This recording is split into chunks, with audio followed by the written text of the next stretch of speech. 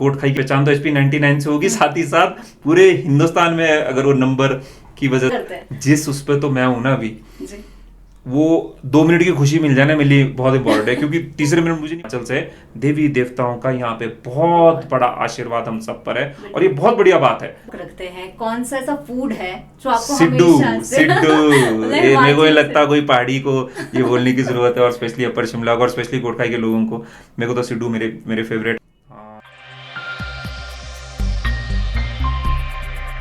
नमस्ते, हमारे पॉडकास्ट दिल से दिल तक विद प्रिया में आप सभी का स्वागत है।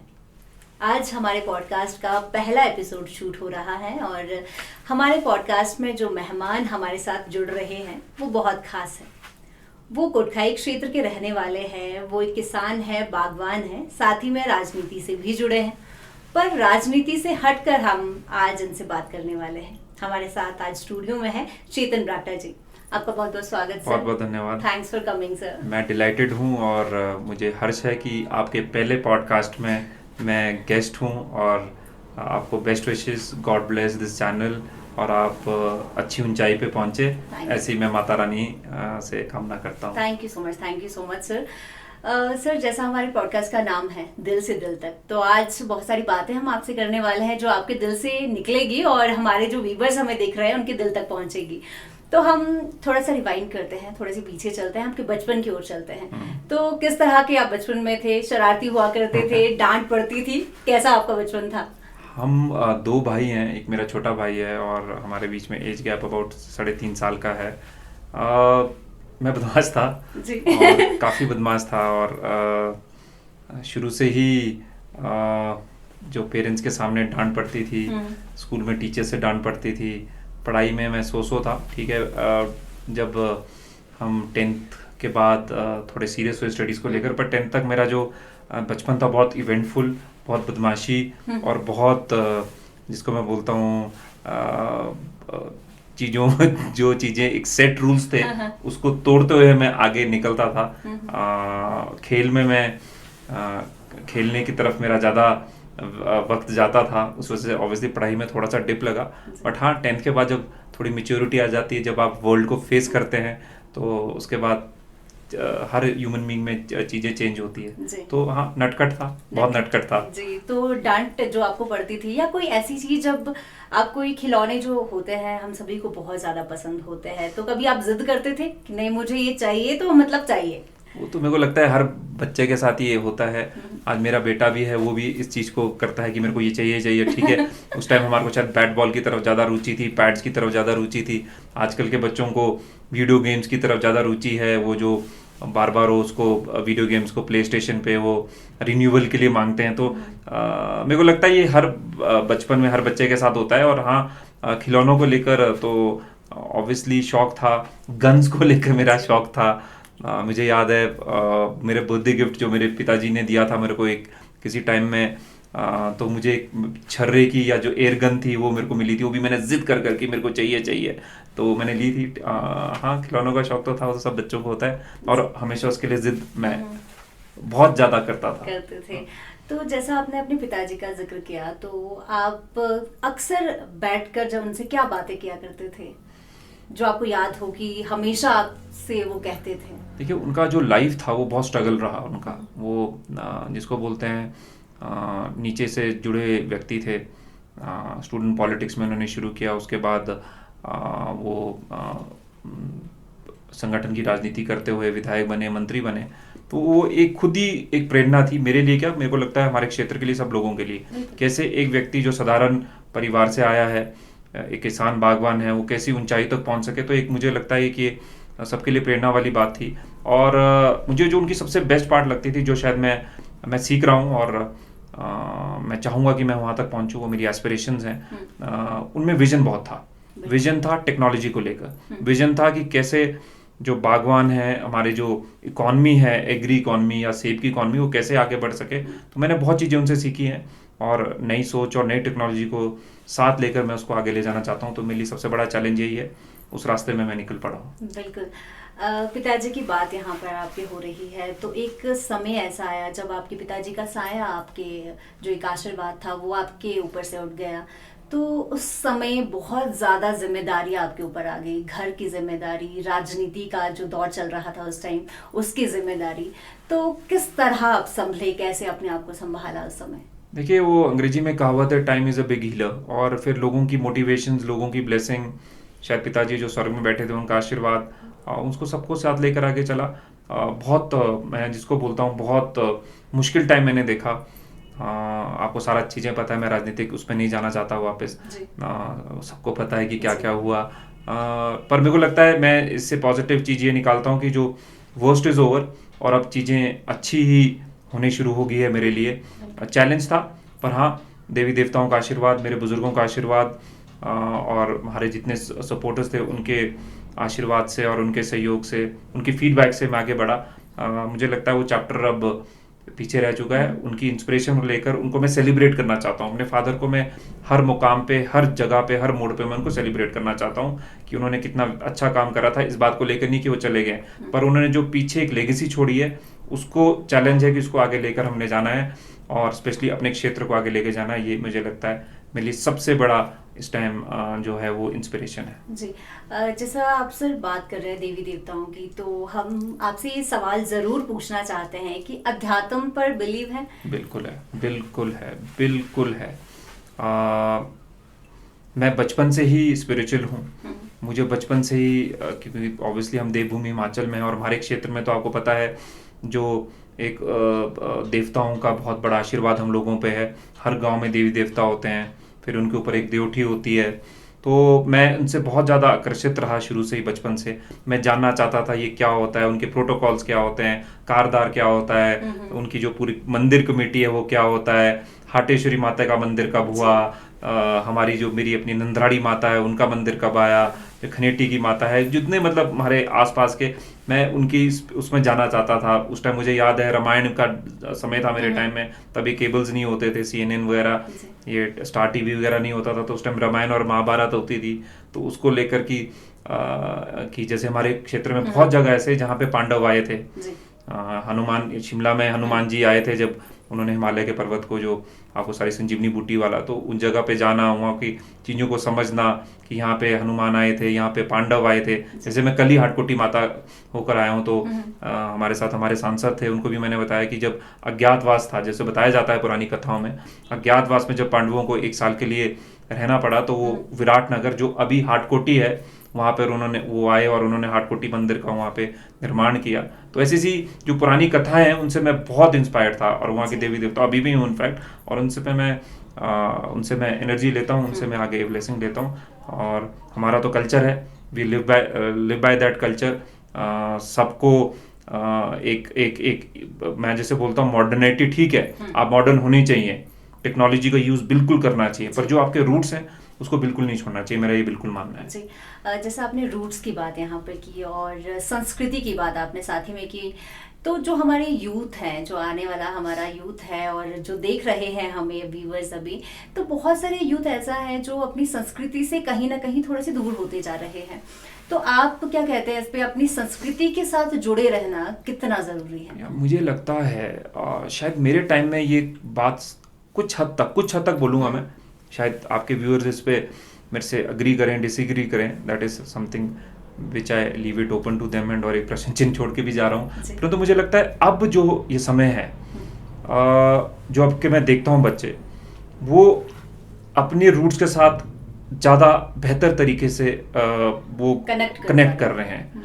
हमारे टाइम में शायद थोड़ी सी कमी होगी, पर अब मुझे लगता है, देखिए शायद जो इंस्टाग्राम है, जो फेसबुक है, यूट्यूब है, अब अगर आप नाटी कर रहे हैं, अलग अलग स्टेप्स कर रहे हैं और ऐसे स्टेप्स कर रहे हैं जो शायद हमारे टाइम में नहीं हुआ करते थे, तो कहीं ना कहीं आप कनेक्ट कर रहे हैं। आप देवी देवताओं की, उनकी पालकियों की, उनकी पिक्चर्स डाल रहे हैं, तो आप कनेक्ट कर रहे हैं। हमारे टाइम में ऑर्कुट नहीं था, इंस्टाग्राम नहीं था, जब मैं सोशल मीडिया नहीं था, पर मैं थोड़ा सा इसमें आपसे डिस्कनेक्ट करूंगा। मुझे लगता है आज के जो यूथ है वो ज्यादा कनेक्ट करता है अपने एथनिक रूट्स के साथ, और ये बहुत बढ़िया बात है। और ये मैं अब इसलिए हो रहा है, बाकी प्रदेशों के अलग स्थितियां हो सकती है, ये इसलिए हो रहा है क्योंकि हम देवभूमि हिमाचल से, देवी देवताओं का यहाँ पे बहुत बड़ा आशीर्वाद हम सब पर है, और ये बहुत बढ़िया बात है। जितना आप अपने रूट्स के साथ ग्राउंड रहेंगे, कनेक्टेड रहेंगे, उतना मुझे लगता है आप अपने क्षेत्र को अपने आप को आगे ले जा सकते हैं। बहुत अच्छी आपने बात कही। जैसे हम कहते हैं ना कि हम हिमाचल के जो लोग हैं या हम इंडियन हैं, तो हम दूसरों की संस्कृति को तो अपनाते ही हैं,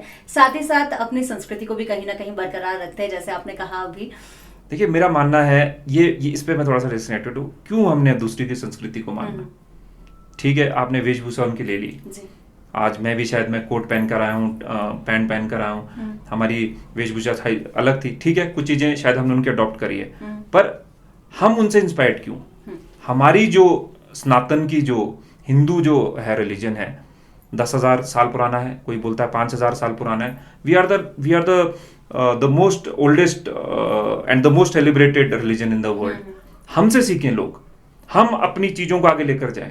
आप बताइए कौन सा ऐसा हमारे ग्रंथ है, चाहे हमारे 4 वेद हों, चाहे बाकी हमारी बाकी स्पिरिचुअल बुक्स हों, रिलीजियस बुक्स हों, जहां पे आपको किसी भी प्रॉब्लम का आपको सोल्यूशन ना दिया गया हो। तो मुझे लगता है हमें दूसरों से ज्यादा इंस्पायर होकर अगर हम अपने कल्चर को एम्ब्रेस करेंगे और उसको प्रोपोगेट करेंगे, तो ये आप आगे आने वाली पीढ़ियों को एक आप अच्छा मैसेज देंगे। आज हमारा टाइम है, पर हम अपने तक सीमित रहना चाहते हैं कि हम उस लालच में जीना चाहते हैं? नहीं, हमारा जो हम अच्छा करेंगे तो हम आगे वाली आने वाली पीढ़ियों को भी जवाब दे, उनको भी इंस्पायर करें। मेरा फिर मानना है जो शक्ति है वो पूरे वर्ल्ड में घूमकर अब वापस भारत में आई है। अब भारत का टाइम शुरू हुआ है और ये जिसको हम बोलते हैं Bharat has arrived, we are the next energy in this world. तो जैसा आप संस्कृति पर ही हम बात कर रहे हैं, तो कोटखाई के आप रहने वाले हैं, कोटखाई क्षेत्र के आप रहने वाले हैं, तो कोटखाई की कोई ऐसी खास बात, वहाँ के कल्चर की एक खास बात जो आपको हमेशा शिवरात्रि। और आप मानेंगे नहीं, मेरा जो गांव है टहटोली, इसकी जो शिवरात्रि थी, आप अपने बुजुर्गों से भी पूछ सकते हैं क्योंकि आप भी कोटखाई से हैं। हमारी सबसे ज्यादा जिसको बोलता हूँ मैं सबसे ज्यादा सेलिब्रेटेड शिवरात्रि और ग्लैमरस शिवरात्रि होती थी टहटोली की। हाँ, पर टाइम के साथ चीजें चेंज हुई। अब दिवाली एक ऐसा फेस्टिवल है, वो भी हमारे फेस्टिवल है कि वो नंबर 1 हो गया है। पर किसी टाइम में जो मेरे परदादाओं के टाइम में मैं उनसे बात करता था तो शिवरात्रि सबसे सेलिब्रेटेड फेस्टिवल होता था। और मुझे शिवरात्रि आज भी, मैं कहीं पे भी हूँ, मैं हमेशा घर वापस जाता हूँ। जब मैं पहले, चलो अब तो मैं इधर ही हूँ, जब मैं अपने कॉर्पोरेट जॉब्स में था, नौकरी करता था बाहर, तो मैं शिवरात्रि के लिए हमेशा वापस पहुंचता था। मैं बाबर नहीं भूल सकता, मैं बड़े नहीं भूल सकता, मैं मतलब खाने का मैं बहुत ज्यादा। और जो हमारे जो शिवजी बनते हैं, जो पार्वती बनती है, और जो सुबह उनको चंदुआ बनता है, फिर सुबह उसको लेकर जो सनराइज से पहले हमारे उनको कहीं जो पानी के आसपास उनको दबाना पड़ता है, वो सारा कल्चर को मैं बहुत ज़्यादा एंजॉय करता हूँ। और मेरे को लगता है अगर आप पूछेंगे कि सबसे ज़्यादा कल्चरली मैं किस चीज़ से इम्प्रेस्ड हूँ या किस चीज़ को मैं चाहता हूँ कि वो ज़्यादा आगे बढ़े, तो शिवरात्रि मेरे लिए सबसे नंबर 1 रहेगी हमेशा के लिए जी। तो खाने पीने का भी आप शौक रखते हैं, कौन सा ऐसा फूड है जो आपको सिड्डू मेरे को लगता है कोई पहाड़ी को ये बोलने की जरूरत है, और स्पेशली अपर शिमला और स्पेशली कोटखाई के लोगों को। मेरे को तो सिड्डू मेरे फेवरेट है। और इनफैक्ट मेरी मदर का बहुत बड़ा कंट्रीब्यूशन है कि मैं बहुत बड़ा फूडी हूँ। वो जब भी, जैसे मैं आज यहाँ पर हूँ तो शायद मैं आज भी और कल भी मैं शिमला में होऊंगा, और मुझे पता है जब मैं यहाँ से चलूंगा तो उनका फोन आएगा कि सिड्डू बना दूं, और मैं भी ऑब्वियसली ना नहीं बोलूंगा बना दो। तो मैं सिड्डू लवर है। मैं वेजिटेरियन हूँ, I am a pure vegetarian. और प्योर नहीं, मैं एक्वेटेरियन हूँ, बीच में एग भी खा लेता हूँ वैसे, पर अदरवाइज मैं मीट मैंने कभी नहीं खाया आज तक जिंदगी में। तो ऑब्वियसली मेरी जो फेवरेट डिश है वो सिड्डू है जी। अगर फ्रेंडशिप की बात करते हैं हम, तो फ्रेंडशिप जो है बहुत ज्यादा इंपॉर्टेंट होती है। फ्रेंड की जब भी हम बात करते हैं तो फ्रेंड जो होता है वो हमें हर वक्त हमारे साथ रहता है, या कभी ना कभी हमें जरूरत पड़ती है तो सीधा याद आता है कि अच्छा यार अपने फ्रेंड को कॉल करते हैं, उससे बात होके कहीं ना कहीं रिलैक्स हो जाते हैं। तो आपकी क्या परिभाषा है फ्रेंड्स को लेकर? कटु सच तो बताता हूँ आपको मैं, एक ना ये होता है ट्रायंगल। जब आप करियर में ग्रो करते हो ना, जब आप टॉप पे जाते, मतलब चलते रहते हो तो आपके फ्रेंड्स कम हो जाते हैं। ये फैक्ट है, ये मेरे को नहीं पता आगे आपको लोग बोलेंगे नहीं बोलेंगे, पर ये मेरा अपना मानना है। जब आप लाइफ में बढ़ोगे, प्रोग्रेस करोगे, आपके फ्रेंड्स कम होते रहेंगे, दुश्मन ज़्यादा हो जाते हैं। फ्रेंड्स हैं, मैं विश्व पाटन से पढ़ा हूँ, मेरे एक ग्रुप है। ऑब्वियसली अब आजकल क्योंकि मैं खुद इतना ज़्यादा बिजी हो गया हूँ, मैं उनसे कम रहता हूँ, पर टच में रहते हैं हम लोग और अपने दुख सुख की बातें हम करते हैं। ऑब्वियसली मेरी फैमिली है, दे आर माई फ्रेंड्स।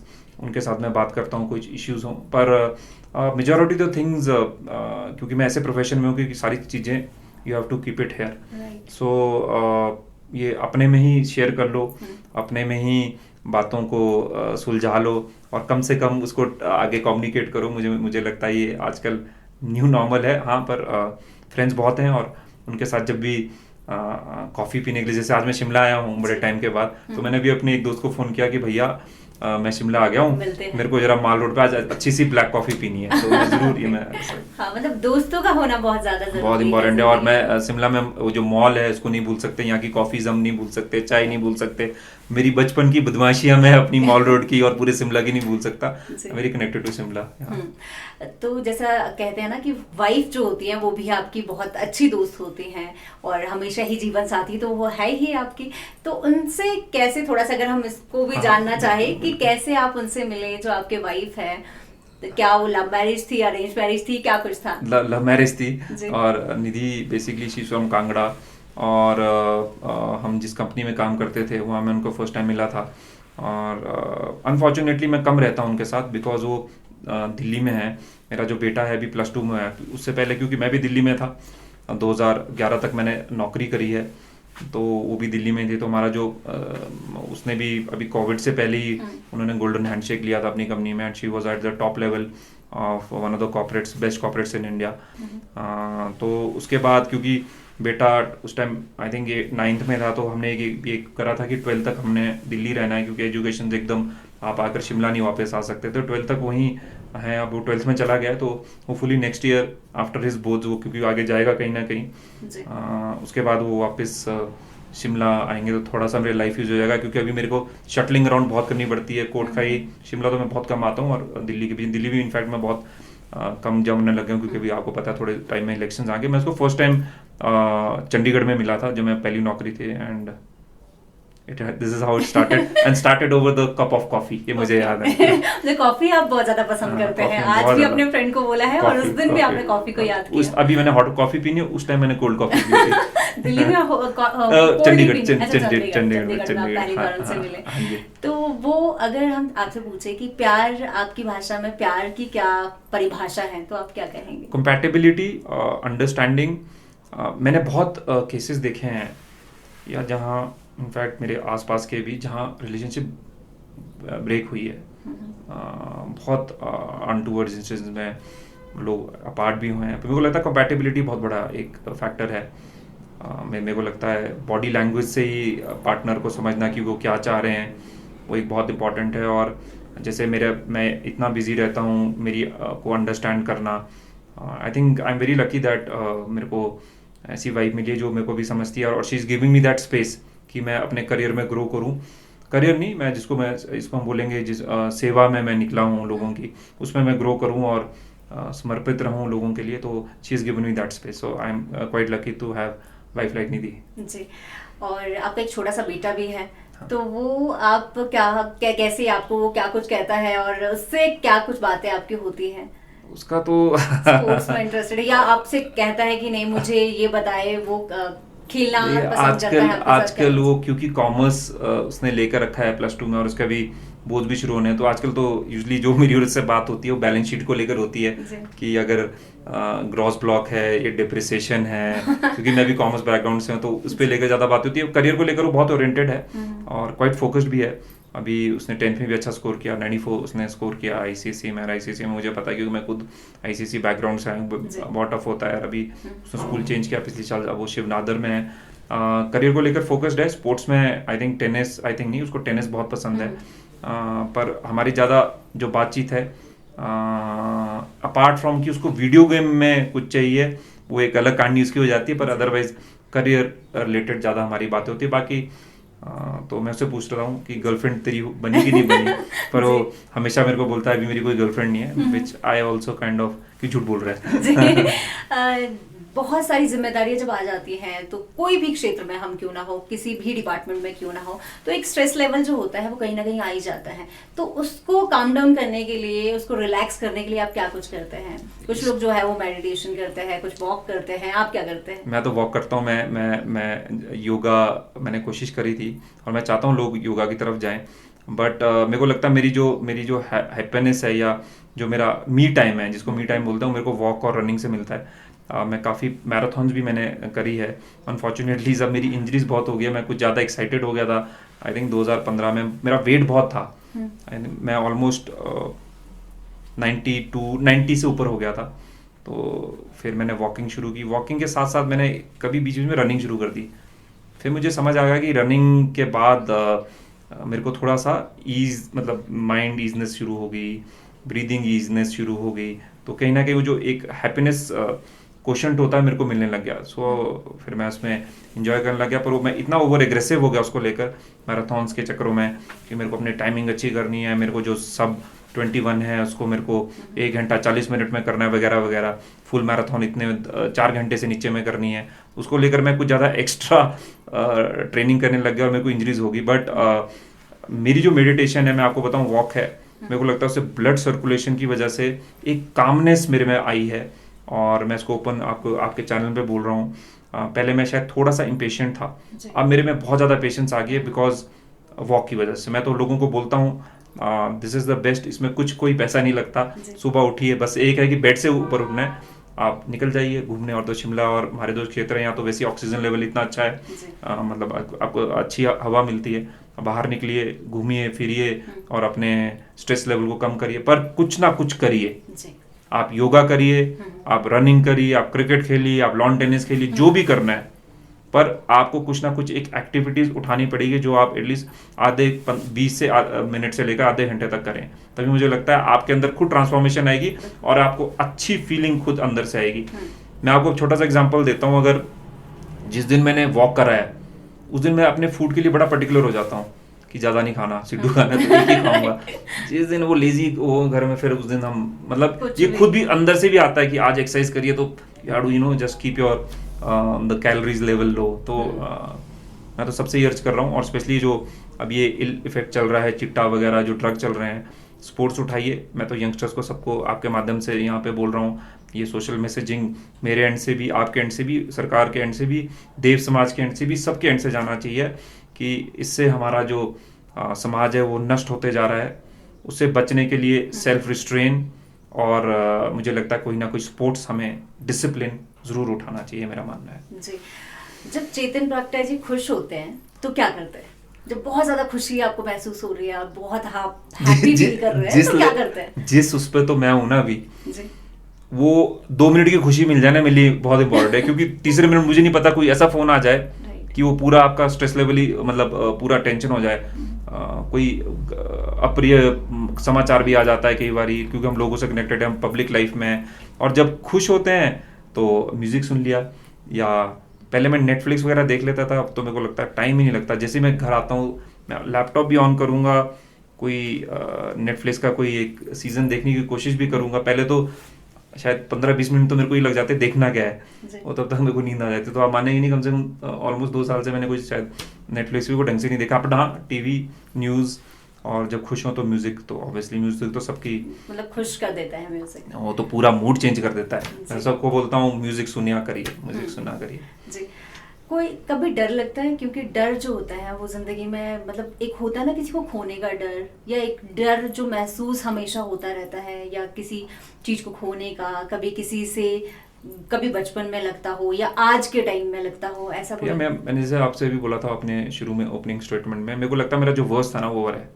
मैंने अपना जो लो था मैंने देख लिया, अब इससे नीचे भगवान करे ऐसा कुछ ना हो, बट मेरा एक माइंड सेट हो चुका है कि बुरी चीजें निकल चुकी है, अब चीजें आगे अच्छी होंगी। मुझे पॉजिटिव माइंड के साथ मैं पॉजिटिव बाय नेचर, मेरे डैड भी पॉजिटिव थे, मैं नेगेटिव सोचता ही नहीं हूँ। और मुझे टू बी ऑनेस्ट, मैं इसलिए नहीं कि इंटरव्यू पे ऑन कैमरा बोल रहा हूँ, पर मुझे किसी चीज़ से डर नहीं लगता। मैं सारी चीज़ों को पॉजिटिव फ्रेम ऑफ माइंड से लेता हूँ। अगर कुछ नेगेटिव हो भी जाए उसमें भी कुछ ना कुछ पॉजिटिव निकलता है। मैं बता रहा हूँ आपको, मेरे साथ बहुत इंस्टेंसेस ऐसे हुए हैं, अनगिनत इंस्टेंसेस हुए हैं जो नेगेटिव था। शायद 2 घंटे पहले मेरे को लगा यार तो बड़ा गड़बड़ हो गया, पर उसी में कुछ ना कुछ भगवान आपको एक रास्ता दे देता है। पर वो फिर it is all here, right? How do you apply your brain, or how positive you are, or what is your state of mind, which is very very important. Manifestation पे यकीन रखते हैं आप? जैसा आप कह रहे हैं कि जैसा आप सोचते हैं वैसा हो जाता है? होता है, बिल्कुल बिल्कुल बिल्कुल। या शायद भगवान ही आपको अलाइन करता है कि आपको उस पाथ पे ले जाएगा। शायद आप सोचें ये करना है करना है करना है, और कि हो जाएगा और सक्सेसफुल हो जाएगा। होता है, कई जगह होता है, कई जगह फेलियर भी होते हैं, पर फेलियर के बाद आप फिर देखिए, मैं आपको एक चीज बता रहा हूँ, अगर सारी चीजें सक्सेस ही होती रहे ना, तो then you are on the wrong path. Failure होने चाहिए। फेलियर मैं बताऊं, अगर 100 चीजें हैं तो 100 में से 80 फेलियर आपके होने चाहिए, तभी आपके 20 सक्सेसफुल चीजें होंगी, तभी आपकी सक्सेस स्टोरी कामयाब होगी। फेलियर होनी चाहिए हर, तभी आप अच्छा। पर अगर आप एक ऐसे रास्ते में चले गए जहां कुछ नहीं रहा है, तो मेरे को लगता है देन आपको खुद देखना है। वो भी ऐसे भी लोग हैं जो अपने कंफर्ट जोन में रहना चाहते हैं। मैं नहीं रहना चाहता अपने कंफर्ट जोन में। आई वांट टू जोन से जब हम बाहर जाते हैं तभी कुछ ना कुछ सीखते हैं। बिल्कुल, आपको चैलेंज करते रहना पड़ेगा बेटर ह्यूमन बीइंग बनने के लिए। ऐसा नहीं है कि ये ज्ञान आपको हर जगह मिल रहा है आजकल, पर मैं तो अपना पर्सनली बोल रहा हूँ, आपको कंफर्ट जोन से निकलना ही पड़ेगा। अगर नहीं निकलेंगे तो मुझे लगता है फिर आप भीड़ में ही एक व्यक्ति रह जाएंगे। मुझे आगे जाना है, मेरे को अपना नाम करना है, मेरे को अपने क्षेत्र को आगे लेके जाना है, इसके लिए मैं हमेशा तत्पर रहूंगा। और उसके लिए सबसे पहले मेरे को अपने कंफर्ट जोन से बाहर निकलना है। राइट। और HP 99 के साथ भी आपकी एक स्टोरी जुड़ी है, तो हम चाहते हैं वो क्या स्टोरी है? ये बड़ी इंटरेस्टिंग स्टोरी है। ठाकुर जयराम जी ने, जो मुख्यमंत्री हैं थे हिमाचल प्रदेश के और अभी LOP हैं, तो उन्होंने 2 SDMs दिए। और मेरे पिताजी का भी हमेशा मानना था कि HP 09 हमारे, इनफैक्ट मेरी जो गाड़ी है उसमें भी एक HP 09 है, तो कि हमारा अपना नंबर क्यों नहीं है, कोटखाई उत्सव क्यों नहीं है, कि सिर्फ ठियोग उत्सव ही क्यों होता है, क्यों रोडू उत्सव होता है, HP 10 को ही क्यों फेसबुक पे HP 10 बोला जाता है, HP 99 वाले क्यों नहीं होते हैं। तो मेरे दिमाग में था ये। तो SDM हमारे को मिला, मुझे लगा कोटखाई की भी आइडेंटिटी होनी चाहिए। चलो 71 मेरे को ऐसा कुछ याद है, 76 या 73 हमारे को मिल रहा था। तो मैंने पूछा अपने जो मेरे सोर्सेज थे कि कौन कौन से नंबर्स खाली हैं, तो वहाँ पे पता लगा कि HP 99 की सीरीज खाली पड़ी है। मैं गया, और अभी जो DC शिमला हैं अनुपम कश्यप जी, वो डायरेक्टर होते थे HRTC के या ट्रांसपोर्ट के, सॉरी। मैं उनके पास गया कि मैं सर ये HP 99 प्लीज कोटखाई को दे दो, HP 99A ये जुब्बल को दे दो। तो उन्होंने बोला नहीं, ये अनुराग ठाकुर जी जो केंद्रीय मंत्री हैं, उन्होंने ये अपने लिए रखा है, अपने किसी कॉन्स्टिट्यूंसी के लिए। फिर मैंने बाहर निकलती मैंने अनुराग जी से रिक्वेस्ट करा, अनुराग जी एक छोटा सा आपसे कर रहा हूँ, आपने हमेशा आशीर्वाद मेरे पे रखा है, कृपया करके जो HP 99 आया वो अब मेरे को दे दीजिए कोटखाई के लिए। मुझे लगा कि वो मना कर देंगे, उन्हें मुझे बोला ले लो। फिर मैं वापस अनुपम कश्यप जी के पास गया कि HP 99 is great, please give it to Kotkhai. और उसके बाद वो HP 99 का रीजन एक और भी था। ये तो हो गया कि हमारी एक पहचान बनी कोटखाई की, और मैंने HP 99A जुब्बल के लिए रखा था, पर अनफॉर्चुनेटली कुछ पॉलिटिकल रीजंस की वजह से उसको वहाँ उनका हटा दिया गया। वो मुझे नहीं पता वो क्या रीजन था उसके पीछे, ना मैं जाना चाहता हूँ अभी इस पॉडकास्ट में। HP 99,999 उसके पीछे आपको सबको पता है कि कितना बड़ा हंगामा हुआ उस ऑक्शन को लेकर।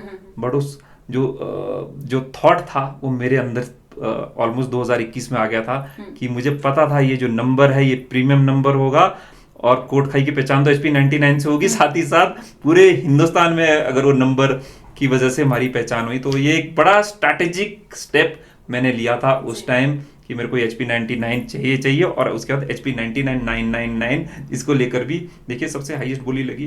तो कमर्शियली रेवेन्यू वाइज भी हमने इस नंबर से अपनी पहचान बनाई, और साथ ही साथ एक मार्क को एड्रेस भी मिला HP 99। ये इसकी पूरी कहानी है जी। तो बचपन से ही सोचा था सर कि राजनीति में जाना है? ना ना ना, बिल्कुल भी नहीं, बिल्कुल भी नहीं जी। आप कुछ और सोचते। मैं कॉर्पोरेट में रहा हूँ, मैंने वर्ल्ड के बेस्ट बैंक्स में काम किया है, मैंने सिटी बैंक में काम किया है, मैंने HSBC में काम किया है। ये वर्ल्ड के 2 टॉप बैंक्स हैं, एक अमेरिकन है, एक ब्रिटिशर्स है, और कॉर्पोरेट बैंकिंग में रहा हूँ। एयरटेल में मैंने थोड़े कुछ टाइम के लिए कॉर्पोरेट में मैंने काम किया है। और ऐसा कुछ नहीं था, पर एक बारी मैं अनुराग ठाकुर जी के संपर्क में आया, ऑब्वियसली क्योंकि फैमिली बैकग्राउंड तो था, मैं मिलते रहता था उनसे।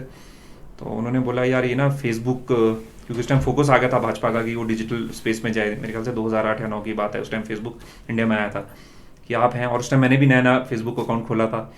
तो उसकी वजह से मैं उस पेज पे चल पड़ा। मैंने जो युवा मोर्चा, भारतीय जनता पार्टी युवा मोर्चा था, उसका पेज बनाया एक, और बस वो दिन था, और उसके बाद वो चलते रहे फिर आगे चल ही रहे हैं। जी, अभी खुश हैं आप कि अभी राजनीति में हैं? खुश। देखिए, फिर मैं आपको बोल रहा हूँ, अब वो चीजें पीछे चली गई हैं। खुश है नहीं है, अब बिल्कुल खुश हूँ, इसी को आगे लेकर मेरे को जाना है। अब मैं कुछ और तो कर नहीं सकता। बिल्कुल, मैं बड़ा कैंडिडेटली बोल रहा हूँ, दिल से बोल रहा हूँ, मेरे पास कुछ और करने को तो है नहीं अब।